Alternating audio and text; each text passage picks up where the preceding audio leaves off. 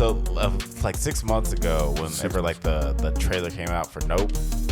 This is kind of embarrassing stories, but I want to go ahead and tell it. So my girlfriend came home from work and she was like, "Have you seen the Nope trailer?" Like she was like, so like first thing she said as soon as she walked open the door, and for whatever reason in my mind, because I saw that the Nope trailer was out, but for whatever reason in my mind I was thinking like Leslie Nope from the Parks and Recreation TV show, the character that Amy Poehler plays. So I was like, they're making a Parks and Recreation movie, and there's a trailer. How did I not hear about this? Like, for whatever reason, I was like so excited for like all the wrong reasons. And then Billy was like, no. People, this is what I got to deal with, y'all. Like, very anticlimactic. Not as excited. Very anticlimactic. But yeah, I just thought that was took us all the way up here, brought us down here, and there he left us. Hello, you beautiful nerds. Welcome to the Drunk Banthas podcast, where we talk about sci-fi, fantasy, horror, and all of the popular art that we love. Also, we do it drunk. I'm joined as always by my brother Bill. How you doing? Nope. Nope. Guys, today we are so excited to talk about the film that has a blend of sci-fi and a blend of horror, a little bit of action, adventure, and almost no white people. And as always with this director, a little bit of comedy. Jordan Peele's third film, Nope, written and directed by Peele and starring Daniel Kaluuya, Keke Palmer, Brandon Perea, and Steven Yeun, Invincible himself. Friend of the show. Friend of the show. Movie's about two siblings who run a California horse ranch, discover something wonderful and sinister in the skies above, while the owner of an adjacent theme park tries to profit from the mysterious otherworldly phenomenon. Before we dig deep into the, I actually stole that one from Google. I can't take credit for that. Did I say he wrote that? I mean, who wrote that? Who writes like this? For a second, I was gonna let it slide, but I was like, "Oh, somebody Googles it later," and they were like, "Hey, that nigga's lied." But, that nigga's lied. Well, if he's lying, nigga, put it in the comments. Shut the fuck up. But before we dive into the spoilery of it all, I'm sorry. I just told you people. I just told somebody to shut the fuck up. I don't know who I told, but that was a comedic. if that was for you, you needed to hear that shit. No, I'm joking. I'm sorry. I'm sorry. If you listen, I mean that. I don't take nothing back. That was a hypothetical comedic situation. That's right. I'm joking. But before we dive into the spoilers of the plot, what were your initial thoughts of this film? What did you think? My initial thoughts was, hell yeah, this was as good as I thought it was gonna be. You know, I didn't see Us because when I saw the Us trailer, I didn't really think it was gonna be good. Be honest, or that good. Not good enough for me to pay $26 to go see. So I didn't see it. I still haven't seen it either. But I meant to go see it before I saw this one because I wanted to compare like the trilogy of Jordan Peele movies. You know, right? Yeah. See how it all works together. Right, but how they compare. Is it even the same universe? No, it's not, because we got different niggas. So here we are in Los Angeles, California. I love it. Anytime they do a movie in Los Angeles, even before I moved to Los Angeles, I always love it. Even though this one's more like Los Angeles adjacent. Yeah, it's like California. But still, like, they clearly were close to Los Angeles. Like, they leave Los Angeles in the daytime and they get home and it's still daytime. That means they kind of close. Right. Or it's like Training Day where they go to like 6 different neighborhoods. Like when I go back and watch Training Day, it's like there's no way you could have gone to all these neighborhoods in one goddamn day. No, it's not. You stuck in traffic at some point. No, they're not. Look, bro, you know how it is. First of all, look, I don't want to be getting off in Training Day, but it's boroughs. You know how it is here in LA. Yeah. We got boroughs just like the Bronx and shit like that for you people who don't know. And so that's the reason Training Day has so many different locations. It's really just Echo Park and Silver Lake. But in that you have so many different neighborhoods in those, like little Filipino town. Also one of them, Hillside 13, I think that's over in Montecito Heights. I might be wrong. But I'm not a gang bang aficionado, so put it in the comments if I'm wrong. You know what I'm saying? Also, don't forget to like and subscribe. And I want to say thank you to Thomas and Rachel. I'm giving y'all a shout out. They are the king and queens of the fan club that is the Drunk Banthas. They are Drunk Banthas. Absolutely. If there's such a thing as a card carrying member of the Drunk Banthas fan club, is definitely Rachel and Thomas. Yeah. And also shout out to Dark Jedi Jackson too, as well. Jedi Jackson. He or she. They're really great. Y'all be killing it. Man. Shout out to all y'all. Dark Jedi Jackson. You get a T-shirt. If you want one, go ahead and leave it in the comments. If you're still subscribed, I don't know. Yeah, if you're not one of the people who unfollowed us as soon as they found out we were black and we started going to a video profile. If you're one of the few people who did that, I bet you they still watch too. I bet you they still watch. They just unsubscribed. Yeah, right. You subscribe back, you fucking asshole. You fucking. It's like, I just don't want it to be known that I support them. I can't have niggas popping up when my daddy come home. I have children in the house. Niggas' faces is on the TV. But yeah, Dark Jedi Jackson, if you do want a T-shirt, just send us an email at the Drunk Banthas. Is it? Wait. It's the Drunk Banthas channel. Yeah, the Drunk Banthas channel at gmail.com. Yeah, that's confusing. Give us your might have to change that. I don't know. Send us your physical mailing address, and we'll send you a free T-shirt. Oh, and also just let us know what size and color you want. You want one of these blue ones? If y'all know, you want a black one. If y'all know Mr. Jedi, the Black Jedi, hit him up, Black man. Jedi Jackson. Y'all let him know, man, because he might not know. He might not know. He just want a shirt. Yeah. I don't know. Y'all Just be drop him a friends. line. Be friends. Y'all befriend each other, and also follow us on Twitter. We have a Twitter. It's Drunk Banthas. Everything is Drunk Banthas on everything. On everything. On everything. So anyway, follow me because I'm tired of tweeting for nobody to fucking say anything. It's terrible. It's a terrible existence. Please follow. But yeah, I do. I agree. I really like this one as well. I think we both seen it twice at this point. Yeah. I think it gets better with more viewings, much like Get Out. Like I enjoyed Get Out. I kind of fell asleep, but I was tired, so that's not a reflection of the movie. Right. It's like it's not boring. Just The second time I fell asleep. Oh, okay, yeah. Not the first time.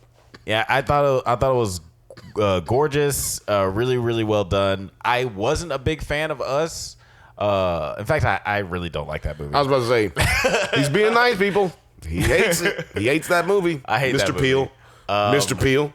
I think that it has like some fun moments, but for the most part, I think it was like a huge departure of all the things I liked about Get Out. But I think this is do you feel like really, that really maybe him going? Do you feel like he was trying so hard to have a departure from Get Out that he ended up departing too far? Get it? Departed. He departed. You get it? Like right. departed. Yeah. I do think it's funny. Like I think that one of the problems with it, and some of the like defenders of Us say that it's like, oh well, if you just don't worry about the logic of it and just like worry about the themes of the movie, it's great. It's like, yeah, that's cool, but That sounds very Chris Cuomo-y. That sounds very Chris Cuomo-y. Like, I don't know if y'all saw that interview he just did, because only like 6,000 people have watched the shit on YouTube. Like, that channel sucks. Anyway. Yeah, they really need to. I'm getting, but you saw that? He said that shit. He said, I haven't seen it yet. I just saw the thumbnail. He said that, yes, he broke the rules ethically if you go by if you took the test, like if you took the test and you yes, I would fail the exam, but like life is a practical. It's not a written. Life is a practical exam, not a written exam. I was like, nigga, no. You do not get to be like, no, I did it. I fucked up. And then be like, but I didn't really fuck up though. I know I be fucking shit. No, you know what I'm saying? So yeah. No, I do, and I'll get into this when I make a video. You talked me into making a video, but I'm gonna do it for Halloween. It's just too much for me to do it right now. Nope, it's coming, y'all. But I'm gonna do a video about like Nope, Us, and Get Out. And if you like and subscribe right now, and if you share this and get your friends to like, and get your mama to like, and get your daddy to subscribe, then we'll all get that video a lot sooner because then we don't have to fucking go to work. Nah, that's true. If y'all hey, we all get us to 1,000, more videos coming out fast. But they not getting into too much about us, but there were things about us that I didn't like so much, like choices, like certain musical choices and stuff that I thought that were uninspired, that were really, really well done in this, and like it felt like it integrated with the story rather than just like, oh, wouldn't it be cool if we had I Got Five on it in the movie. But I'll get into that a little bit later when we talk about specific moments that I liked. Didn't get that reference. Right. If I don't know if the camera was on me when you said that shit, but I was looking like this. I don't know what the fuck you just talking about. It just went right over my head, that reference. There's just like a moment where let's we're not talking about that. Let's just go ahead and dive into just like parts of the movie. There is a part in this movie where we get a slowed down version of I Wear My Sunglasses at Night, and it really makes sense because like it's a good song, but there's a reason for it being slowed down, and the eeriness of the sound. It's not just like that it sounds cool slowed down. It's like, well, because of the effects of the situation, it makes sense for it to be slowed down. And in Us, there's a moment where there's like a dance fight sequence with to an orchestral version of I Got Five on it. But it's really, there's no reason for it to be I Got Five on it other than the family was listening to I Got Five on it in the car earlier in the movie. This is like uninspired versus also, like really wear your well sunglasses at night because you don't want to see this monster. Yeah. What? That's why you come to us, baby. That's why you come to baby. You come to us, baby. Yeah, so actually speaking on that, what did you... Yeah, I don't know what that was. That's why you come to us. It's very 90s Adam Sandler, I guess. Rugrats. Not Rugrats. No, Little Rascals. Little Rascals. What did you think of like just like the symbolism of just like animal exploitation and exploitation in general? Yes, let's talk about that. Yeah, man. Let's talk about how this is a commentary, social commentary on the way people, actors, and animals are treated in Hollywood. Yeah. Very specifically, fucked up is how we're treated out here. Yeah, it does definitely like holds a mirror. I guess you were saying kind of off pod. Like it holds a mirror up to the industry, and like they use the word spectacle a lot in the movie, and of course, the Bible verse that was at the very beginning of the movie. Yeah, absolutely. And like, there's obviously we all think of it when we think spectacle in the modern era. We think of just like big blockbuster movies. I was gonna say glasses. It's like, of course, we all think of spectacles. Don't we? Don't we all? Don't we all? Isn't that the y'all first thing you think don't call of? these spectacles. What y'all call these? Oh, let me grab my spectacles. That was really good. We got better puns than you, heavy spoilers. You chump. But yeah, like it does. I'm joking. Heavy spoilers. I love heavy spoilers. Yeah, heavy spoilers is great. He's hilarious. But yeah, this movie does spend a lot of time talking about like the sacrifices or the exploitation and abuse that all these agents of the entertainment industry kind of go through. Black people, whether it be people of color in general, whether it be Steven Yeun's character, the black kid he worked with in the Western movie that's long forgotten. Where are they now? The Gordy. The horses, like all these characters are being exploited. The lady that Gordy ate her face off. Yeah, even the young actress, she she gets maimed and scarred for the rest of her life in the name of entertainment. What a spectacle. Speaking of that, like, what did you think of all the Gordy scenes? Because my first time watching it, I was kind of confused by the Gordy scenes. But what did you think of all that? Well, I mean, I felt like it wrapped it up to me at the beginning. I mean, at the end, because I've seen like a lot of people been really confused about that. I think it really just was explained when what's his name? Jupe. We're gonna call him Jupe. When Jupe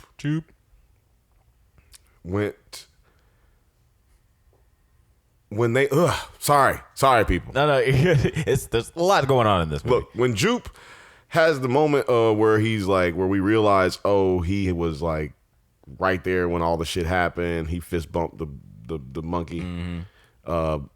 Sorry, I hate saying the monkey. I hate it. There's so many. I've been called a monkey so many times in my life. I just hate hearing the fucking word monkey. I swear to God.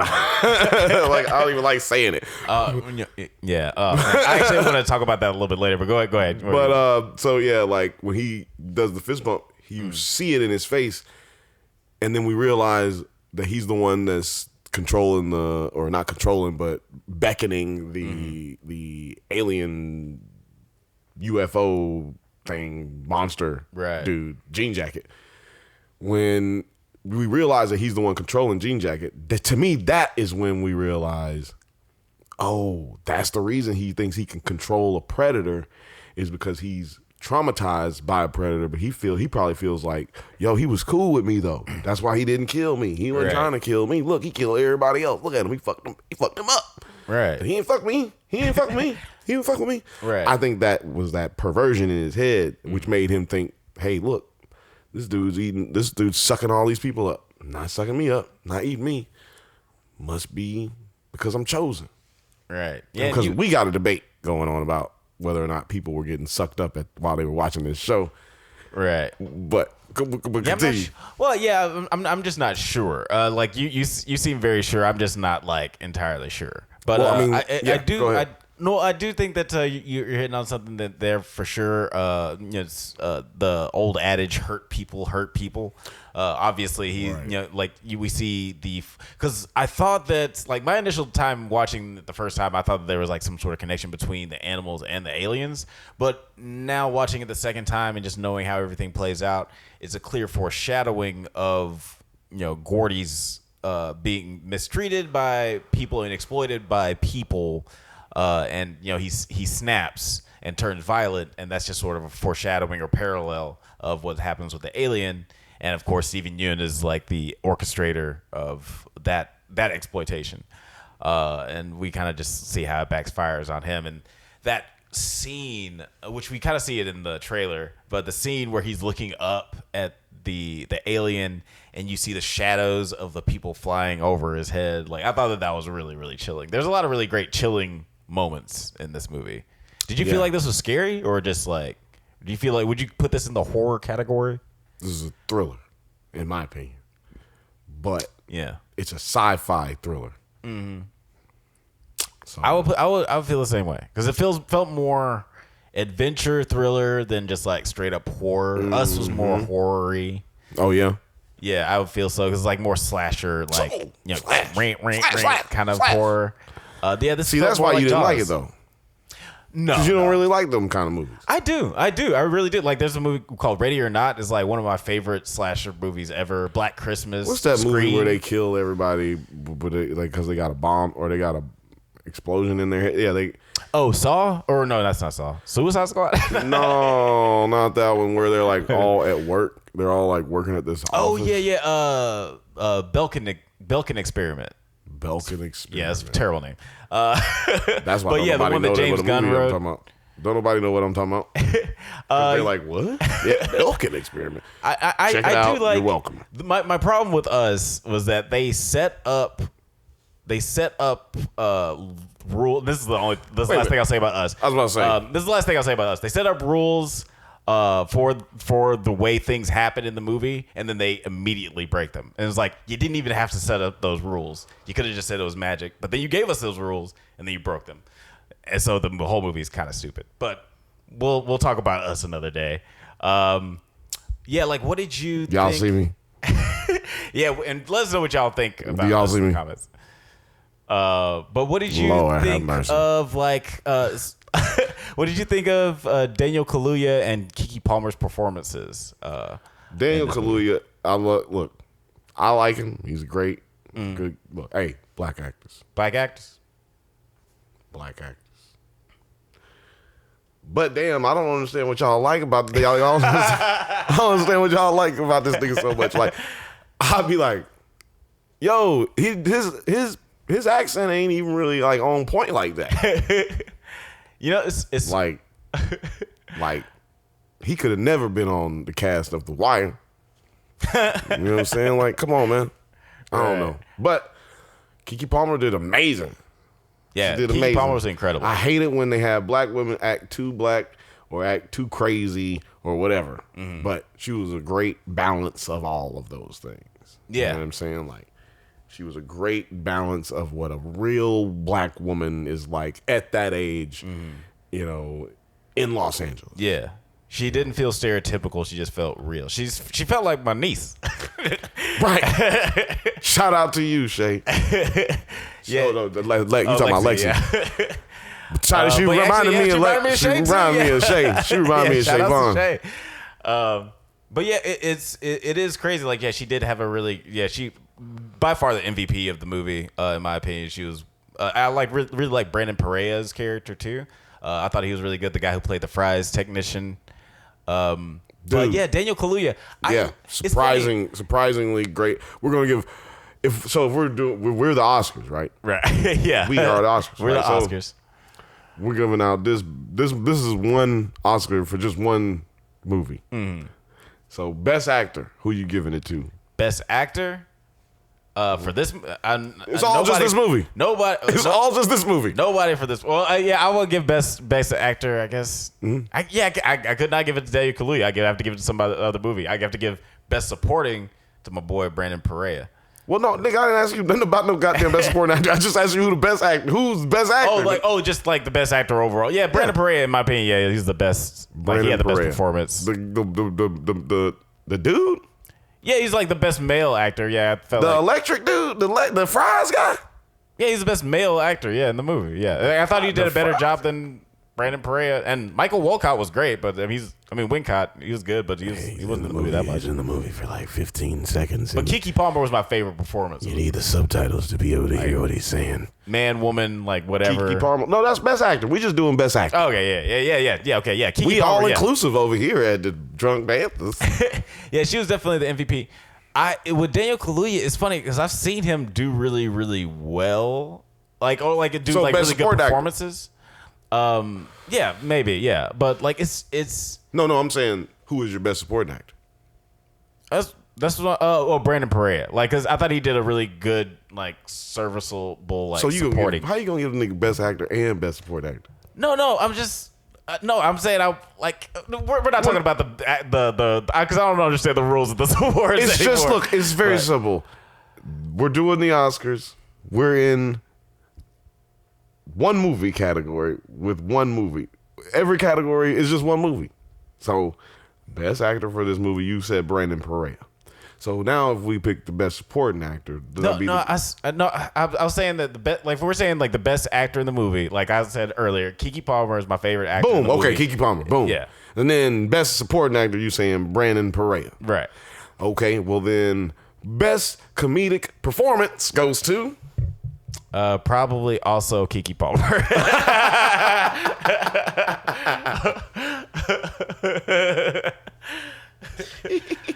or Keke Palmer. Yeah. Wait.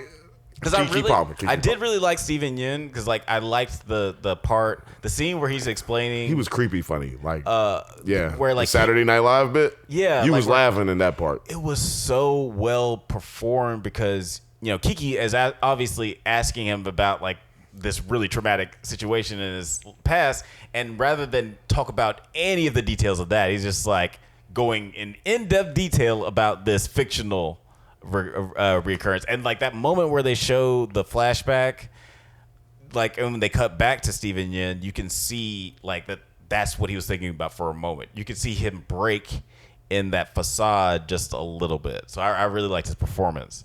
He just wasn't in that much, but he might get a nom for this. I don't know. Shout outs for Invincible gets an Oscar. Ain't nobody getting no Oscar in this movie. Get out of here. This is why we're giving them to him right now. Well, you never know with Jordan Peele. He definitely got some noms for Get Out. Us seemed like it got ignored at the. It's because it's a horror movie. It's a real life horror movie. And also it wasn't good. But a lot of people liked it. A lot of people liked it. I haven't seen it, so hadn't seen it. But we'll see about. Shout out to the company, man.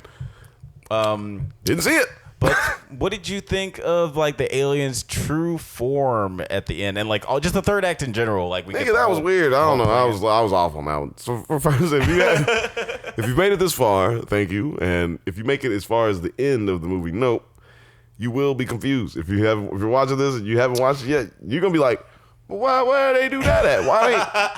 Why he did that though? When did he do this? Well, did I miss something? Yeah, this is a very spoilery, not so much. Yeah, we're just like talking about our favorite moments in the movie.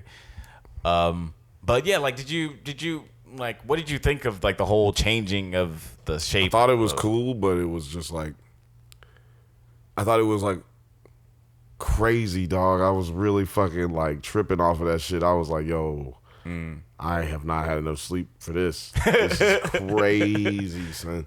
I was high. So it was just too much. I was just like, what the fuck? And then, but then I thought about it. I was like, you know, he's got to eat bigger animals than horses or something. Maybe, you know, he's like an interplanetary being. You know what I'm saying? There's probably things as big as him out there. So he probably got to transform, make his mouth wider. You know what I'm saying? Like a snake does. Like he's a predator. So I started thinking about like shit like that, like other predators. You know what I'm saying? Because I'm a predator. So I started thinking about Predator. And, you know, there's a new movie Predator coming out, too. So I was just like, Predator.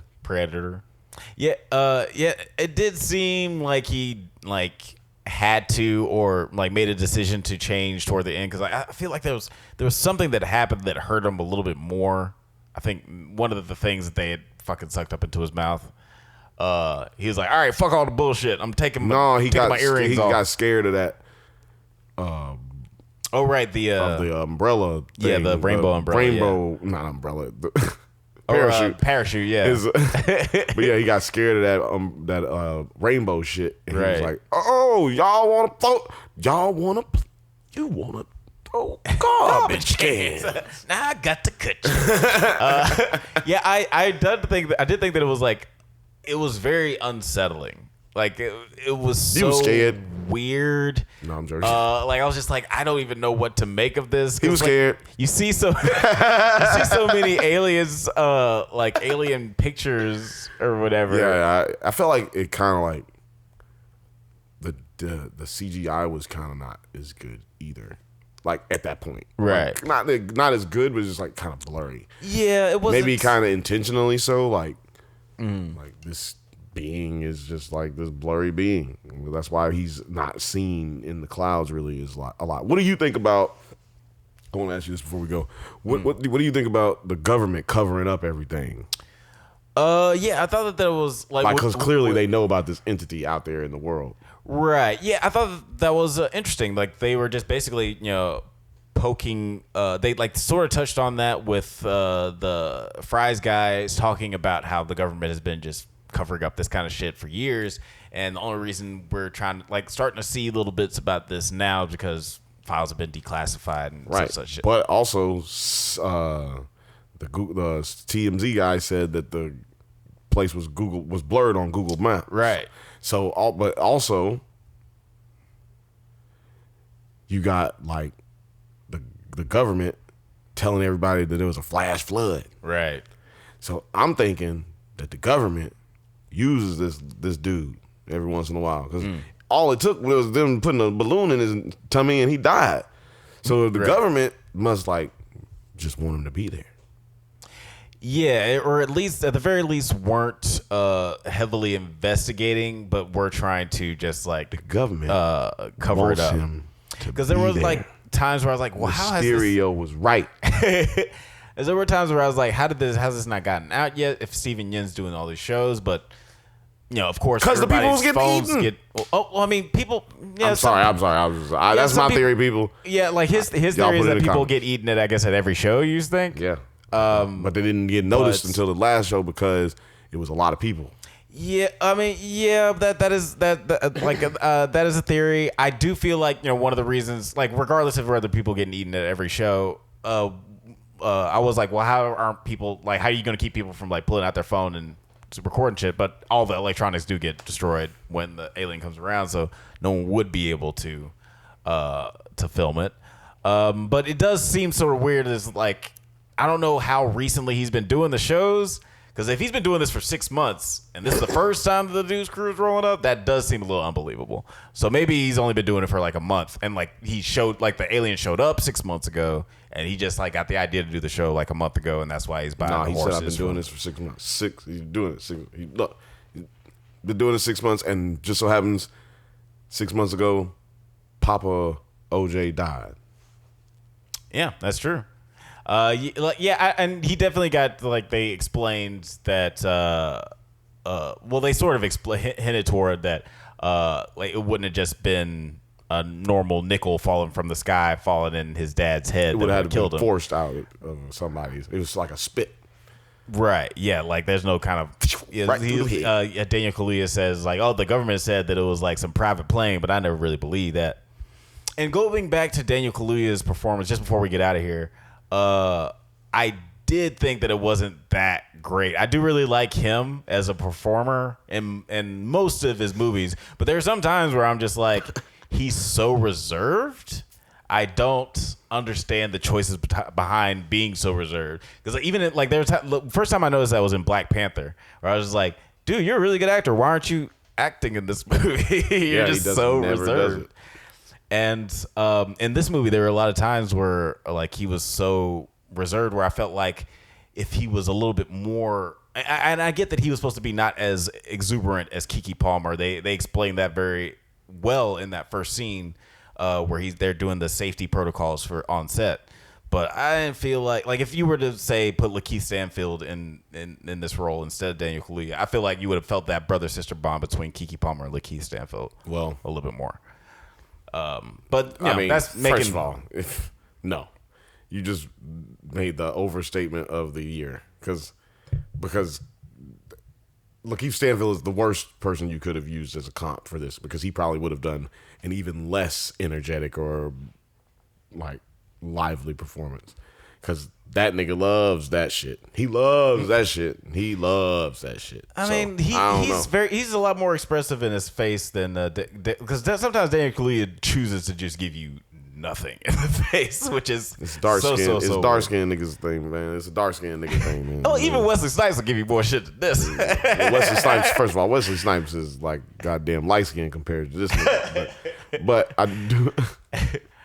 But like Wesley is